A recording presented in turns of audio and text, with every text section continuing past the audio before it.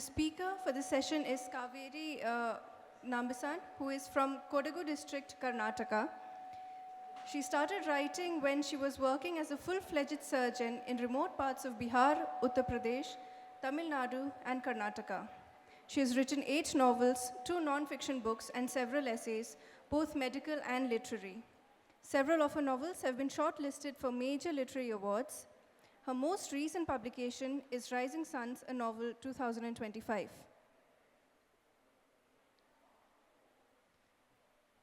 She will be in conversation with Ratna Rao Shekhar, who has been a journalist in the mainstream media for over 30 years. She launched several magazines, including House Calls, and was, until recently, editor of Wow Hyderabad, which she helped launch 22 years ago. Her publications include a coffee table book, Journey Without a Map, a book on the eminent artist Lakshma God, Lakshma in Black and White, and an edited volume on Hyderabad entrepreneurs for Healer Foundation. Purple Lotus and Other Stories, 2011, is a book of short stories, and Listen to the House, 2024, her first full-length novel. She is currently working on a book of essays. Ma'am, over to you. Good afternoon, everybody. Is it? Yeah. Good afternoon, everybody, and welcome Kaveri to Hyderabad. I've known Kaveri for some time, not known, but I've visited her in Munnar. And she's a rural doctor who works in the rural areas, though she's a surgeon, in fact. And she had told me, I don't know if you remember this, that surgeons have to be very strong. She's an orthopedic surgeon.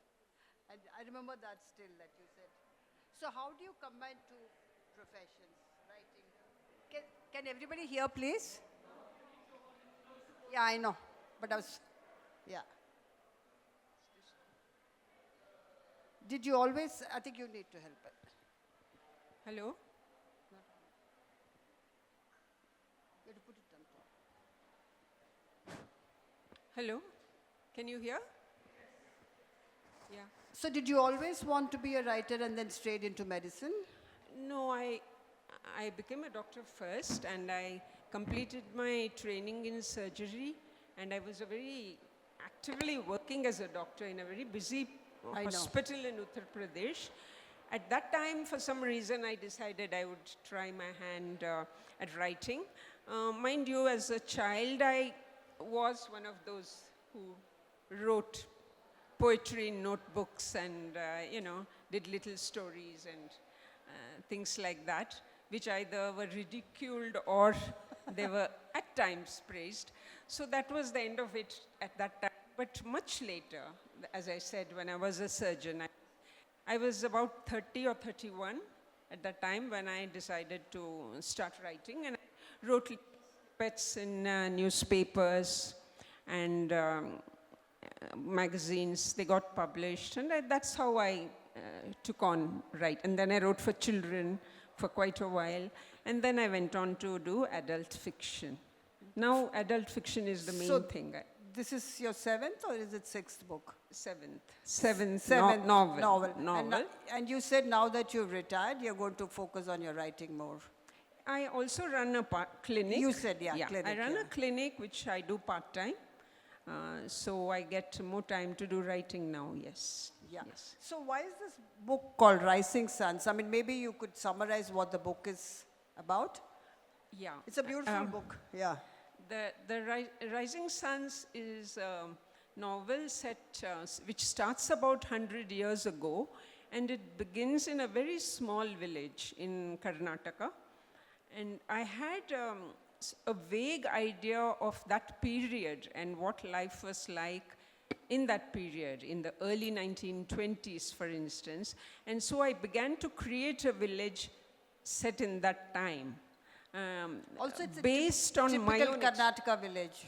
Based on my own experience as a village girl, because I was born in a village, early schooling was in a village until I was 12. And then I've always been back there because that's my home. And so I understand village life quite well. So I began to create this village and a family which lived there. And because for me, at that time in the 1920s, 2 important concerns in India were, one was the colonial oppression, the colonial rule, and the other was the caste system, the caste hierarchy. Both were quite, they had a stranglehold on our society. But I was not going to write about them. I wanted to write about a family which was living their lives in that context, in that background. So the story is a very personal one about a family, a single family. But the background is partly about the caste, the stranglehold of caste on society, and also what the freedom struggle did to ordinary people, how they reacted to what was happening in the country, which sides they took, and how it evolved.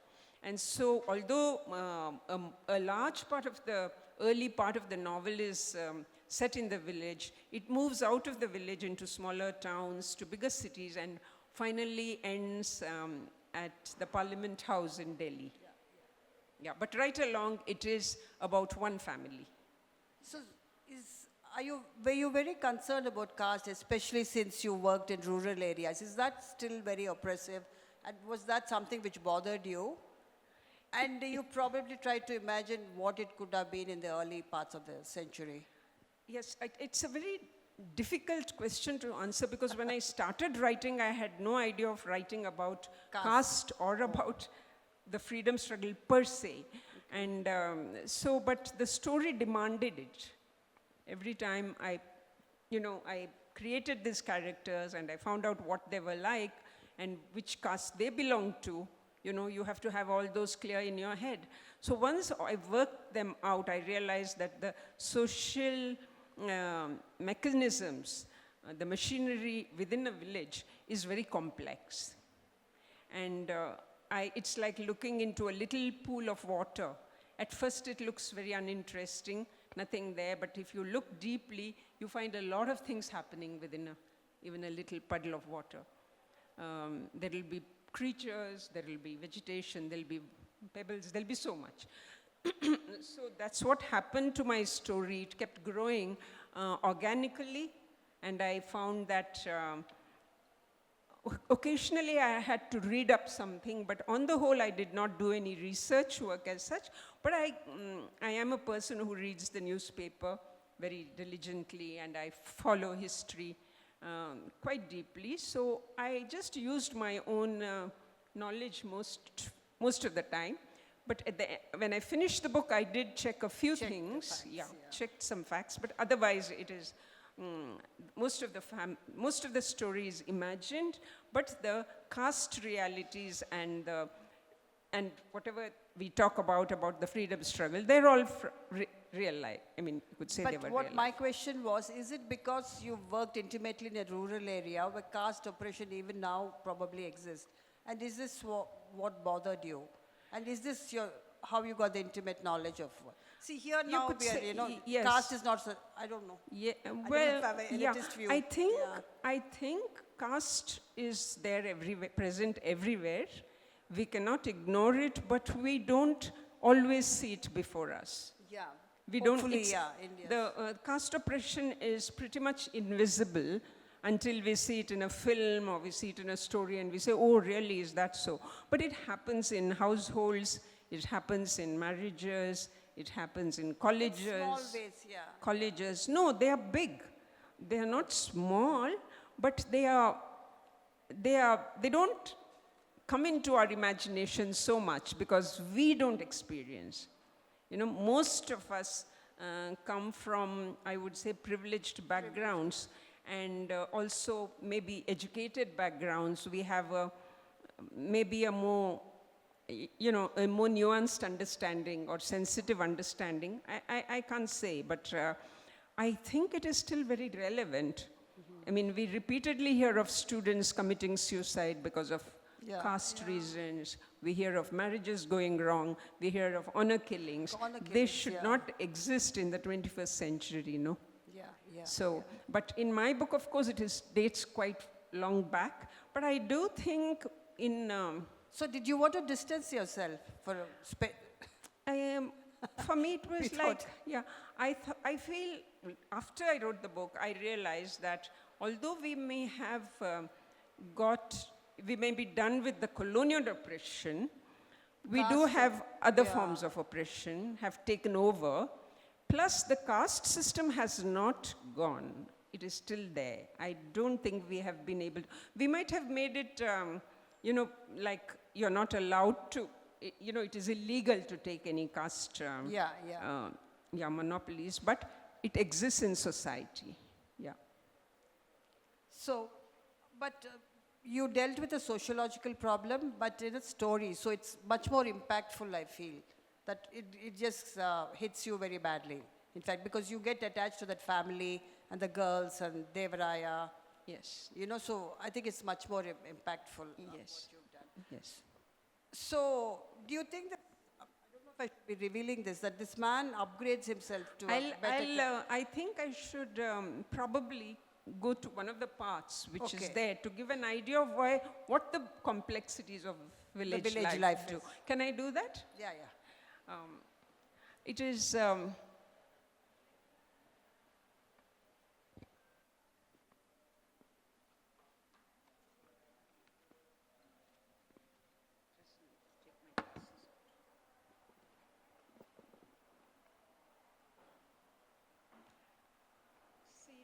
I think we heard in the previous session also with Volga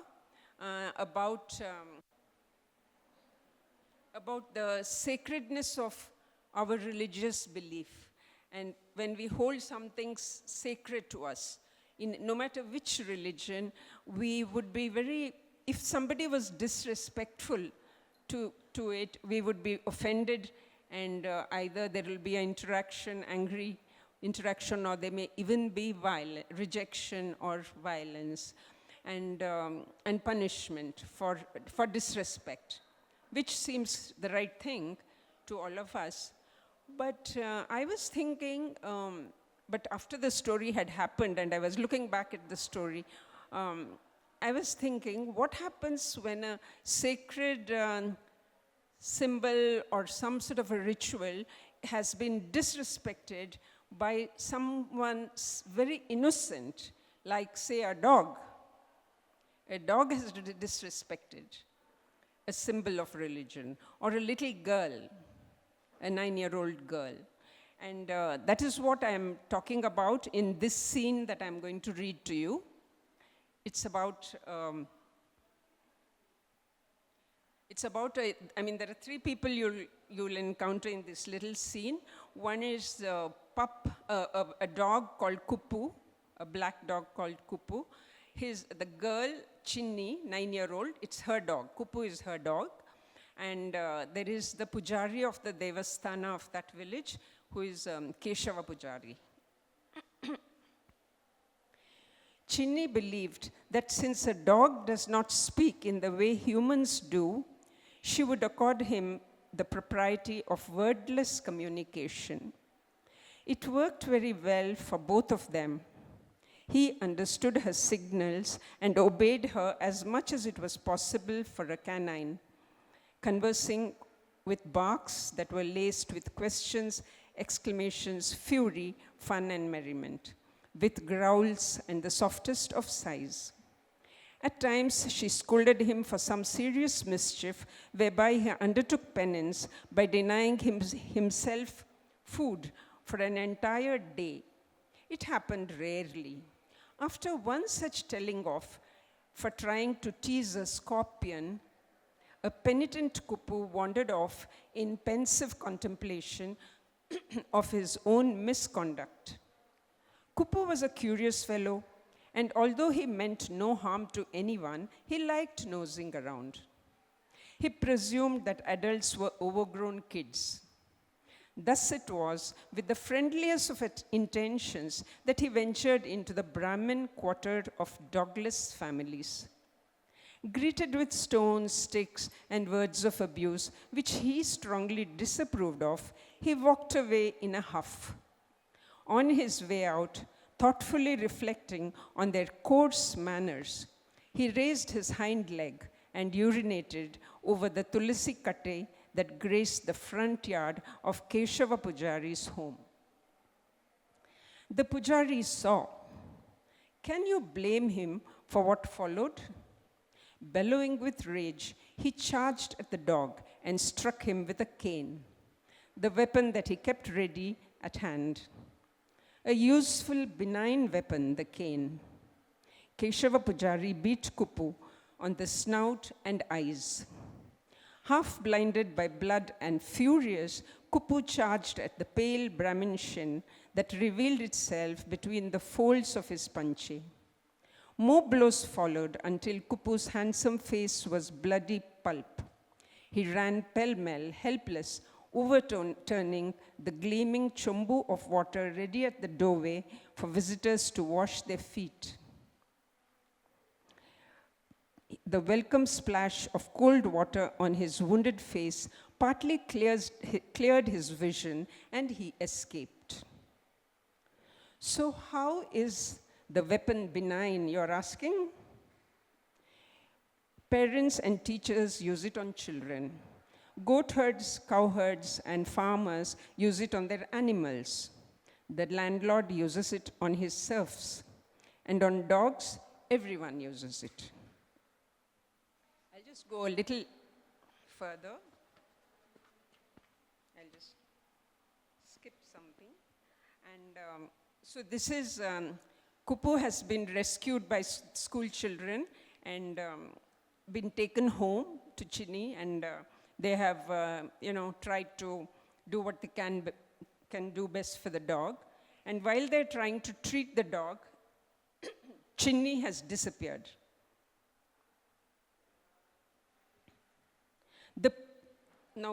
This is the other scene. The Pujari came out of the bathing area, the Bachalumane, and was about to step into the house when Chinni's flushed face appeared at the gate.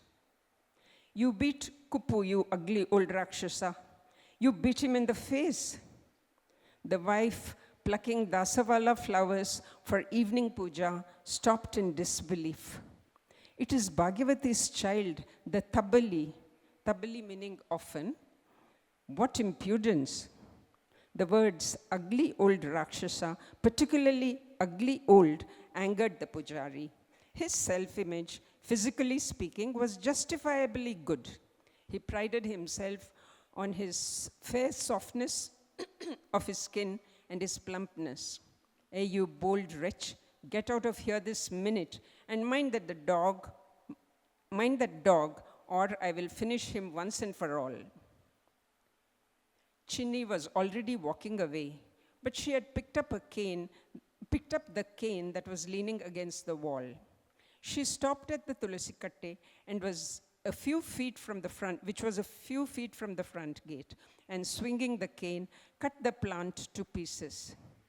Oblivious to the hollering Pujari and his shrieking wife, she kicked the mud platform that formed the Tulasi Katte. Finding that it only hurt her 9-year-old foot, she picked up a stone she could hardly lift, and with a surge of strength, threw it against the katte, breaking an edge. Once broken, it fell apart quickly with each blow and kick. The red powdered mud rose in a cloud of dust around the girl. A group, mainly of school-going children, had gathered at the gate, and someone pulled her away.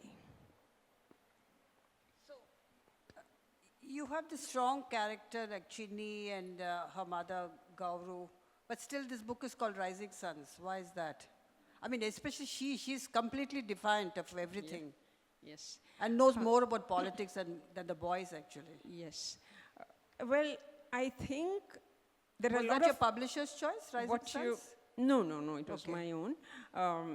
What I feel is the book has strong women characters, you're right. But my belief is if you want to talk about women, you want to talk about women and whatever they go through, like we heard in the previous session, everything, you have to first understand men. You prefer what? If you have to understand women's plight in some ways, you have to first understand men and why they do certain things. So if you want to understand women, you have to understand patriarchy. You know, what happens, I'm not saying understand women as understand what happens to women. So I feel that in a way I'm trying to, I had no idea about men, women. I never hold themes in my head when I'm writing the book.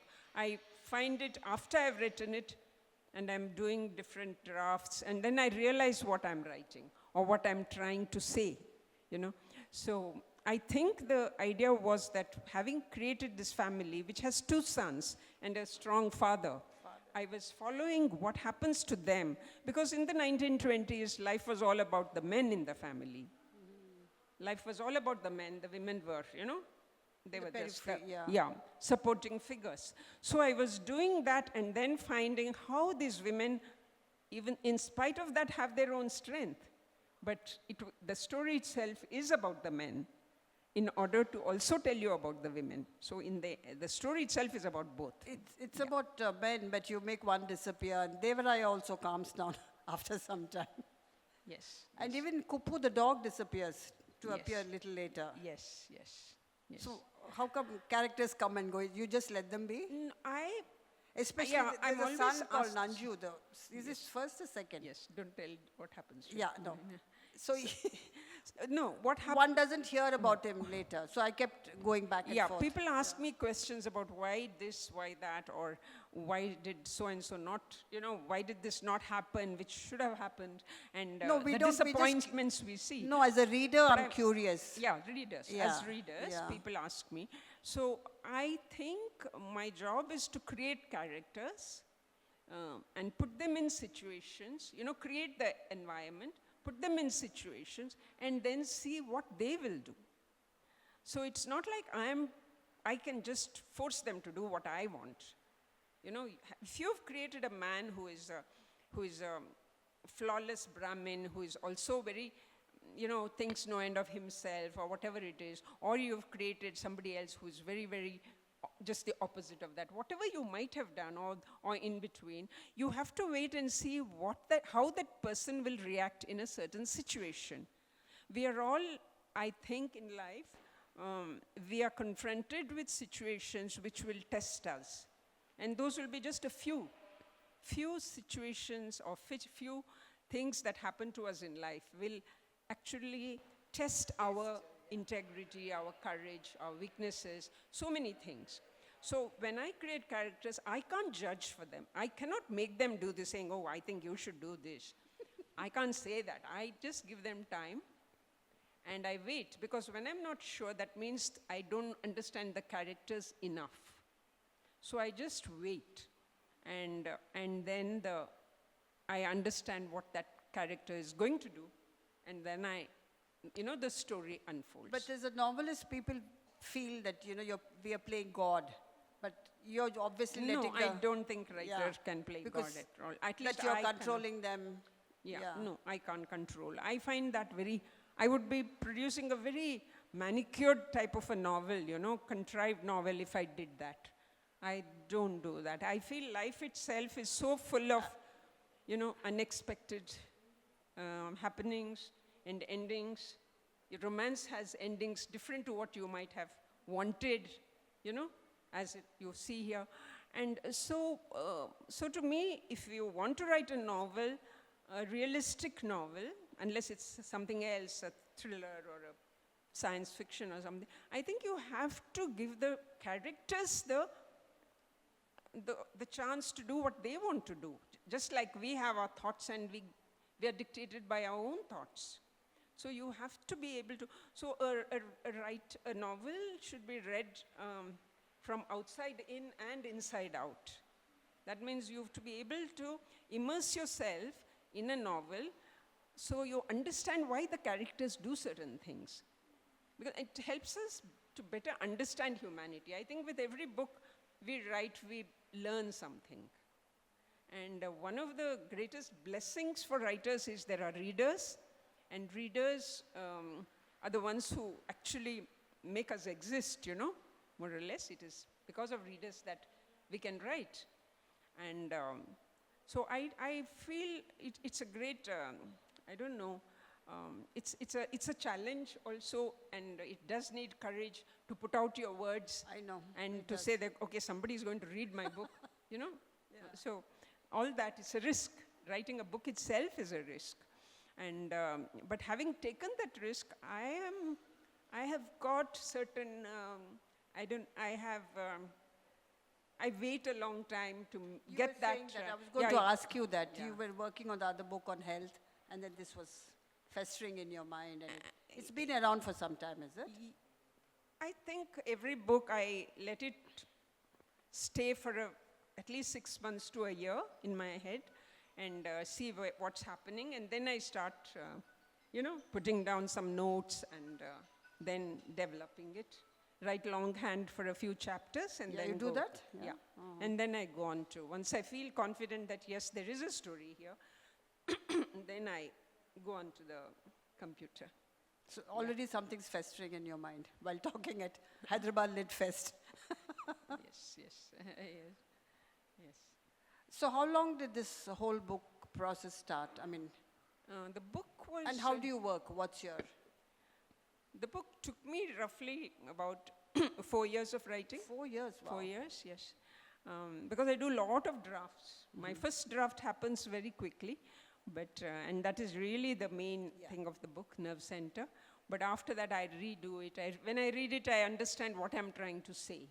Otherwise, I think when you're writing, you've got to be loose-wristed. Yeah. You should allow it to go flow, and it may not be very good either grammatically or even in context, but it gives you an idea of what your mind was trying to do, and then you pause and then you read it. As you read it, you get, it strengthens. It's like first you have the nerve center, then probably you have the bones, and then you have the muscle, and then you have the skin. So you have repeated drafts.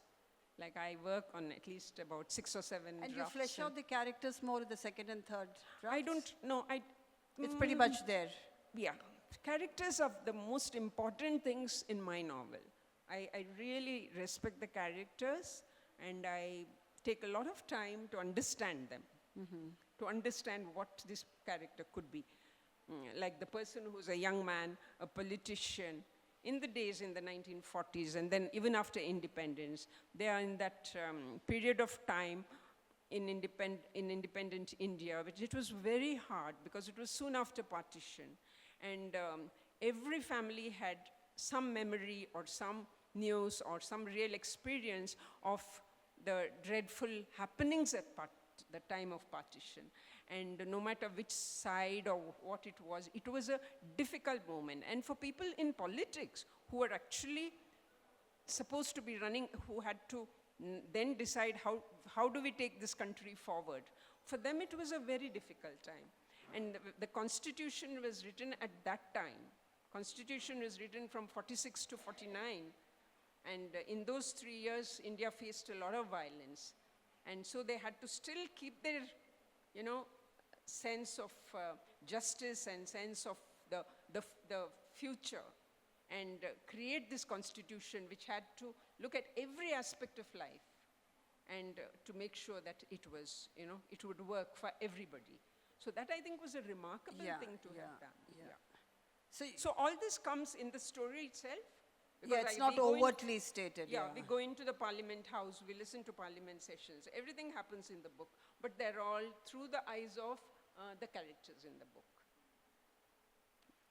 Yeah, and is this from personal experience? You said your father was a politician. My And you father might have heard was. stories of the 1940s. Yeah. My father was in the freedom struggle. He went to prison, everything. And so he was very much a part of that. And maybe I heard him, and he didn't discuss politics with us or anything, but I have heard, and that feeling of what happened and the areas where things happened, we know. What about from your mother's point of view? I'm sure as a woman she must have. She did, Yeah, yes, because my father was in prison when she was expecting her first child. So it was a hard time for them, yes. And the trips to Delhi and back, those were days when you'll be surprised. Politicians traveled by ordinary, what you now call second class or third class, They traveled in unreserved compartments most of the time. And they lived in a place called, when they went to write the Constitution, writing the Constitution took 3 years. So they used to stay in a place called, I think it was called Constitution Club or some such thing. I was shown this much later by my father, which was just barracks, like, you find some really, average officials, clerks, or somebody living, government officials living, that type of a place. And my mother used to cook on a kerosene stove. And So your while we father were was at- part of the part of the Constituent, Constituent Assembly. And so it was that type of a life. It was a very, very ordinary life. They had a canteen, but they also cooked for themselves, But nothing the privileged. families. Nothing was privileged. there. No, there was no privilege. There was nothing like privilege, no. That was the way it was. The other thing in your book is you tell the freedom struggle from the point of view of South India, which is often neglected. Yes. I think that is one thing I find. I mean, people have said that this is the Yeah. only book which has talked of it from the point of view of southern India. And the yeah. people who came out of the south, not just the big leaders, but the average people. I mean, they were all villagers, but they were inspired by what was happening, the freedom struggle, the Satyagraha movement. They got inspired and they went, men, women, even And children. they go to Bombay to Yes. hear Even Gandhi. children you find in a Yeah, school, a boy yeah. rebelling, rebellion against the British. So this type of thing happened. And so the South played a very important part in various little places all over India, right from the early 1900s. And we hear of the great leaders, but I wanted to see what life was like for these others, They were some of them made it to the parliament, some of them didn't. They were, they were in various But they all things. discuss politics too in the little Yes, village. Yeah. yes. And that was a very hard struggle for all of them. I mean, my father was hoisting a national flag in a school. Like, it was an act of defiance of hoisting the national flag during the British time. And that is when he was first arrested. That type of thing. So people had to do a lot of, he spent a total of 3.5 years in prison. Three times, that was, over 3 times. But there was thousands of people who did it. It was not just one or two. There were many people who were all family men and, young men, women. I mean, I think they swept in that whole wave, Yes, and these kids It's go something that we have they forgotten. go to Bombay to hear. Yes, Was yes. it Gandhi? They go to hear Yes, him. to hear the Quit India movement's yeah. So I think speech. yeah, we've forgotten these things. Yes. that how So it was- is important for us to remember history, Yeah, yeah. which was not that long ago. You can put out your arm and touch it, Yeah. more or less, because it's your grandparents at least or whatever. So I think it is important to record what has happened. And novelists have the advantage of looking beyond the history books. Because history books look at the actual, Yeah, hear the how front. people are affected, yeah. What has happened. But in a novel, you can go into their backyards, Yeah. you can go into their kitchens, you can hear the argument between husband and wife, Yeah, or father yeah. and son, or whoever, people who belong to one side or the other. There were a lot of people who believed that the British should There's a stay. lot of arguments in your Yes, book. yes, Yeah, there are people who I think wanted the the older generation, the younger ones want to go ahead. Yes. So there was all sorts of Yeah, things that's true. happening. So a novelist has that advantage of looking at the Personal narrative, the intricacies of life when something happens, historic happens in any country at any time. It's a great perspective, and it's much more intimate than sitting and reading a history book. Yeah. Well, history books are also just as important, but I think reading of fiction Because this is stays a- with you, especially the caste system which reading prevailed. fiction I mean, that really yeah. it does something to us because it takes us into the human Probably, angle, that's the human why, yeah, angle yeah. of why we do what we do, What we the do. good and bad we do, why we do them. I think novels are probably a very good medium for finding that, for exploring it. Yes. Am I supposed to ask questions? Yeah. Any questions, please?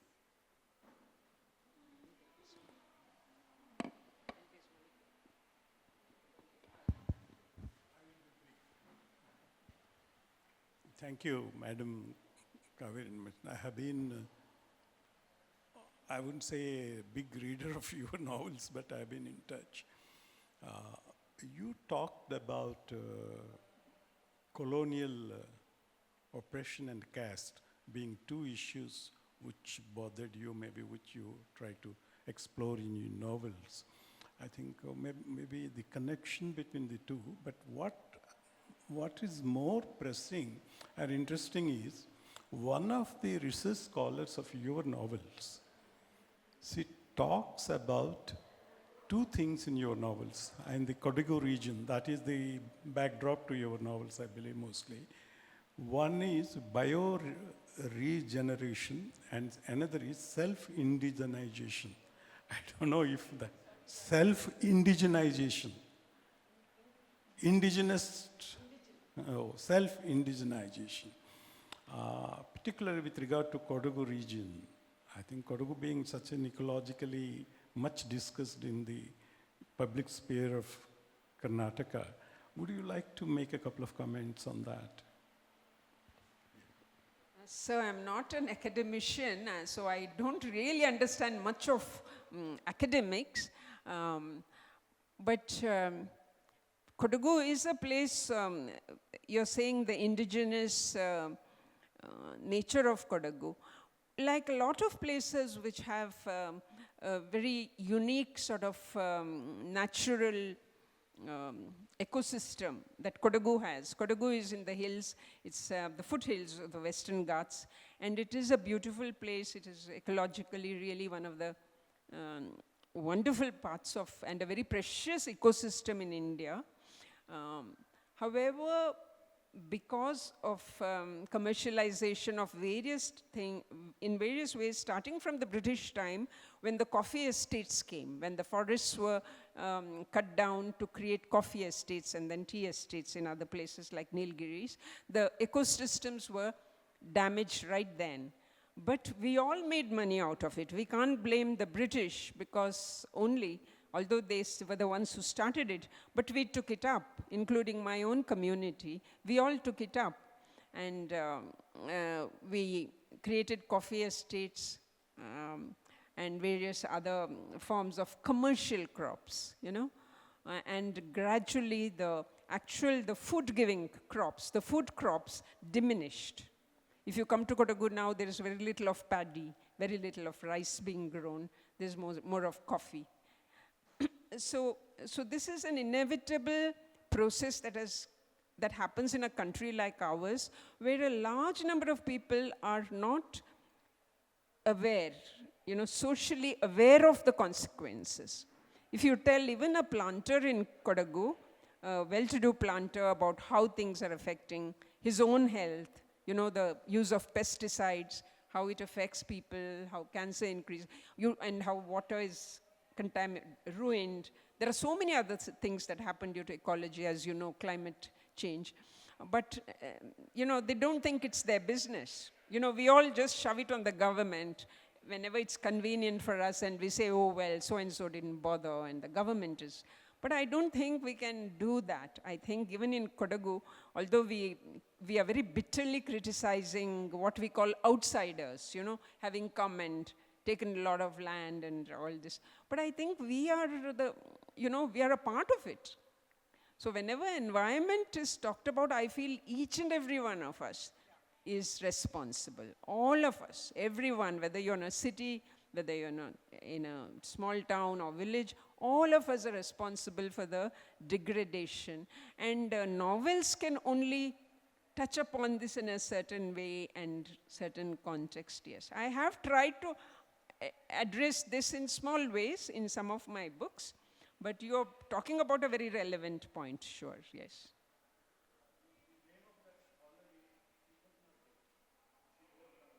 Okay, I'll see.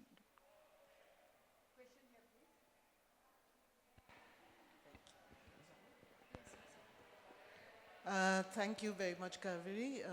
Kaveri Namasan. I have a few random thoughts. One, I agree with you that caste is all-pervasive and is very much there, whether it is a rural area or a urban area. I mean, in Hyderabad, we have the example of Rohit Vemula, the very famous suicide by a Dalit student. Yes. And in fact, it has been exported to America also now.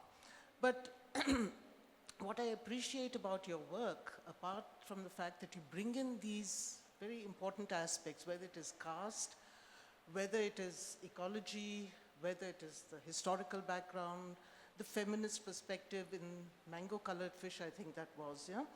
Or class, which is the other important aspect, caste and class, yeah, which you've talked about very well in that, the story that must not be told, I think, yeah? So I think I really appreciate the fact that you bring in these very important aspects in your different novels.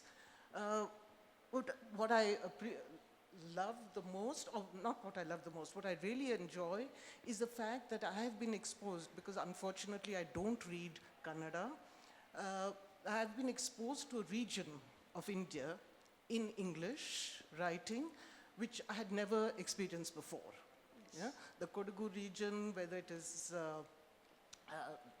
the Kodagu region and that whole area, which I had never known before, yeah, in literature. So I really liked that. So I must say I've really enjoyed it. Rising Suns was a little problematic for me because I think it went too far away. For me, there was a lot of digression in various places. I loved the story of Devaraya and whatever happened to him and his family, the colonial aspect and coming to Delhi and things that, for me, took it a bit far. But on the whole, this is not a question, this is a comment. I really enjoy the way you write, the things you write about. Thank you. Thank you so much. Seem to be a huge fan of Kaveri's writing. Yeah.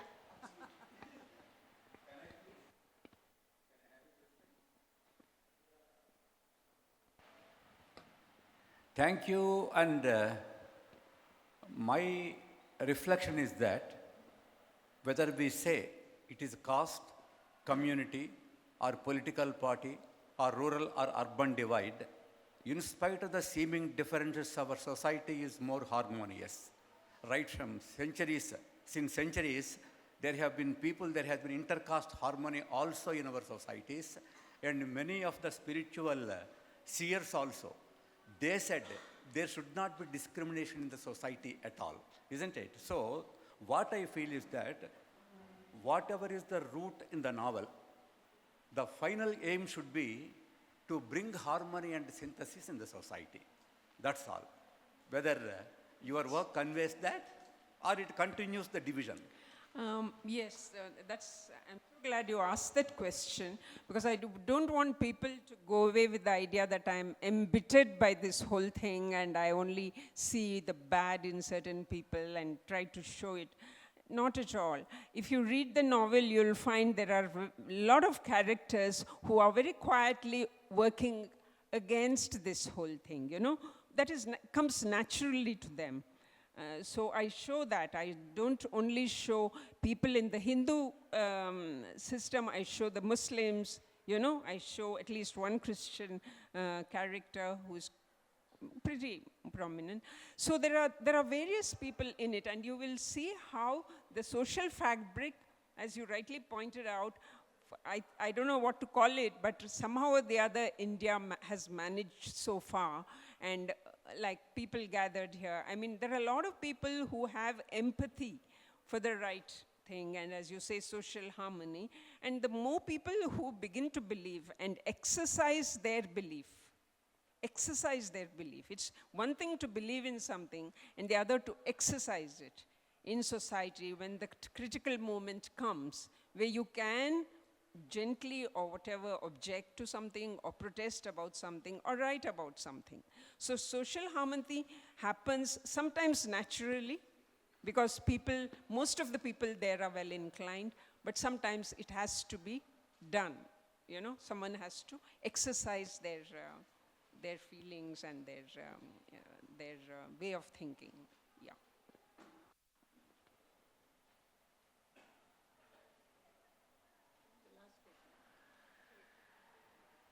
Thank you for that. I just had a question about doctors as writers. There's so many really successful writers who've got a background as doctors. And I was wondering if there's something about that profession. Is it that you're exposed to the human condition, the storytelling? What do you, is there a reason why there are so many? Yeah, yes, I get asked this question, and I think the reason is, as a doctor, you are constantly dealing with the private lives of people, and many of your patients, you see them at their most difficult, part of their lives, most difficult. When you're suffering, that is the most difficult thing. And and there is the other thing, not only do we see the suffering and try our best to alleviate it, but also people come and talk to you about things that have nothing to do with their illness, but about their other problems. So you become a counselor, and not necessarily a counselor so much as a listener. You listen to people tell you their woes. And because doctors, whatever is told to a doctor is confidential, so they know that it will not, be told to others, so-and-so said this. So because of that, you have to hear a lot of stories. And I think that creates in your mind a different understanding of human nature. You are shocked into understanding. Sometimes you're repeatedly shocked by what people do and how people react and how people withstand. So many types of, levels of human behavior and human conduct. Obviously, it will affect our emotional life and the way we write, And, but interestingly, I think writing means reading a lot as well. You can't write unless you read a lot. And variety, you read a lot of variety. So reading and writing have made me a better doctor. I have no doubt about that. And it teaches us sensitivity, perhaps. It teaches us to look beyond what is in front of us. So I am quite sure that I have as much to be grateful for from the writing, the process of writing and reading as much as medicine. The two of them are, and both are risky jobs. I mean, doctor's job is also a very risky one, and so is a writer's, yeah. So you think writing made you a better doctor? That's very interesting. Yes, I am very sure. So you better start writing. Just a doctor. Yeah. Well, I didn't think of that. Yeah. Thank you, Kaveri. I think we need to wrap up. Thank you, everyone, for coming for this session. Thank you, Kaveri, for making.